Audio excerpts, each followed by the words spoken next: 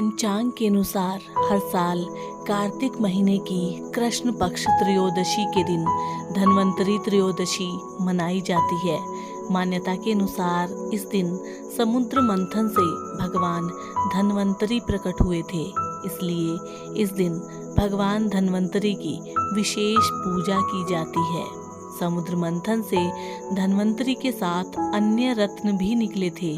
आज हम आपको समुद्र मंथन की पूरी कथा व उसके पीछे छिपे लाइफ मैनेजमेंट के सूत्रों के बारे में बता रहे हैं। धर्म ग्रंथों के अनुसार एक बार महर्षि दुर्वासा के श्राप के कारण स्वर्ग श्रीहीन यानी के ऐश्वर्य, धन, वैभव आदि से विहीन हो गया।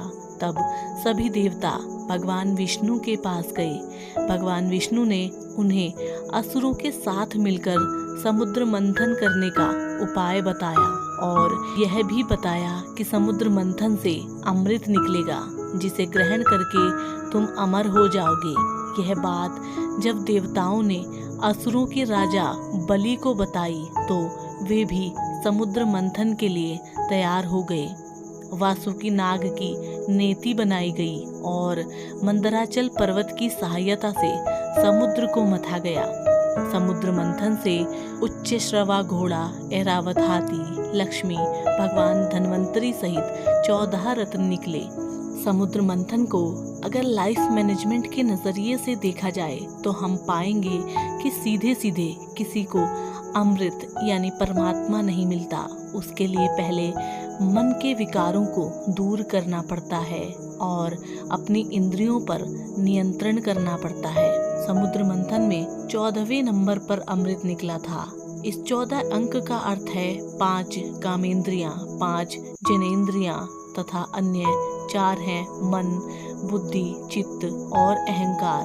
इन सभी पर नियंत्रण करने के बाद में परमात्मा प्राप्त होते हैं। समुद्र मंथन में सबसे पहले कालकूट विष निकला, जिसे भगवान शिव ने ग्रहण कर लिया।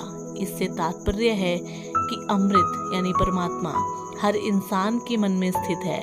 अगर हमें अमृत की इच्छा है तो सबसे पहले हमें अपने मन को मथना पड़ेगा।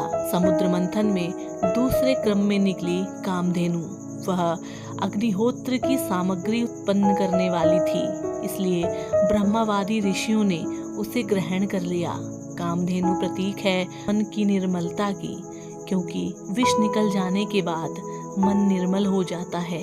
ऐसी स्थिति में ईश्वर तक पहुंचना और भी आसान हो जाता है। समुद्र मंथन के दौरान तीसरे नंबर पर उच्च श्रवा घोड़ा निकला। इसका रंग सफेद था। इसे असुरों के राजा बलि ने अपने पास रख लिया। लाइफ मैनेजमेंट की दृष्टि से देखें तो उच्च श्रवा घोड़ा मन की गति का प्रतीक है। मन की गति ही सबसे अधिक मानी गई है। समुद्र मंथन में चौथे नंबर पर ऐरावत हाथी निकला। उसके 4 बड़े बड़े दांत थे। उसकी चमक कैलाश पर्वत से भी अधिक थी। ऐरावत हाथी को देवराज इंद्र ने रख लिया।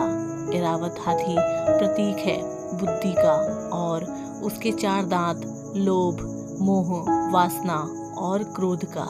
चमकदार बुद्धि से ही हम इन विकारों पर काबू रख सकते हैं। समुद्र मंथन में 5वें क्रम पर निकली कौस्तुभ मणि, जिसे भगवान विष्णु ने अपने हृदय पर धारण कर लिया। कौस्तुभ मणि प्रतीक है भक्ति का। जब आपके मन से सारे विकार निकल जाएंगे तब भक्ति ही शेष रह जाएगी। यह भक्ति ही भगवान ग्रहण करेंगे। समुद्र मंथन में 6ठे क्रम में निकला इच्छाएं पूरी करने वाला कल्पवृक्ष। इसे देवताओं ने स्वर्ग में स्थापित कर दिया। कल्पवृक्ष प्रतीक है आपकी इच्छाओं का। अगर आप परमात्मा की प्राप्ति के लिए प्रयास कर रहे हैं तो अपनी सभी इच्छाओं का त्याग कर दें। मन में इच्छाएं होंगी तो परमात्मा की प्राप्ति संभव नहीं है। समुद्र मंथन में 7वें क्रम में रंभा नामक अप्सरा निकली। वह सुंदर वस्त्र व आभूषण पहने हुए थी। उसकी चाल मन को लुभाने वाली थी। ये भी देवताओं के पास चली गई। अप्सरा प्रतीक है मन में छिपी वासना का। जब आप किसी विशेष उद्देश्य में लगे होते हैं तो वासना आपके मन को विचलित करने का प्रयास करती है। उस स्थिति में मन पर नियंत्रण होना बहुत जरूरी है। समुद्र मंथन में 8वें स्थान पर निकली देवी लक्ष्मी। असुर देवता, ऋषि आदि सभी चाहते थे कि लक्ष्मी उन्हें मिल जाए, लेकिन लक्ष्मी ने भगवान विष्णु का वर्ण कर लिया। लाइफ मैनेजमेंट के नजरिए से लक्ष्मी प्रतीक है धन, वैभव, ऐश्वर्य व अन्य सांसारिक सुखों का। समुद्र मंथन में 9वें क्रम में निकली वारुणी देवी। भगवान की अनुमति से इसे दैत्यों ने ले लिया। वारुणी का अर्थ है मदिरा यानी नशा। यह भी एक बुराई है। नशा कैसा भी हो, शरीर और समाज के लिए बुरा ही होता है। समुद्र मंथन में 10वें क्रम में निकले चंद्रमा। चंद्रमा को भगवान शिव ने अपने मस्तक पर धारण कर लिया। चंद्रमा प्रतीक है शीतलता का।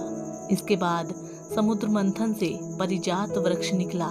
इस वृक्ष की विशेषता थी कि इसे छूने से थकान मिट जाती थी।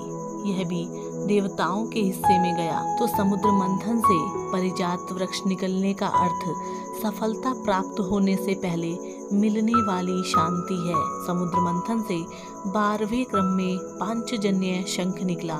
इसे भगवान विष्णु ने ले लिया। शंख को विजय का प्रतीक माना गया है। साथ ही इसकी ध्वनि भी बहुत ही शुभ मानी गई है। समुद्र मंथन में सबसे अंत में भगवान धन्वंतरी अपने हाथों में अमृत कलश लेकर निकले। भगवान धन्वंतरी प्रतीक है निरोगी तन व निर्मल मन का। समुद्र मंथन में 14वें नंबर पर अमृत निकला।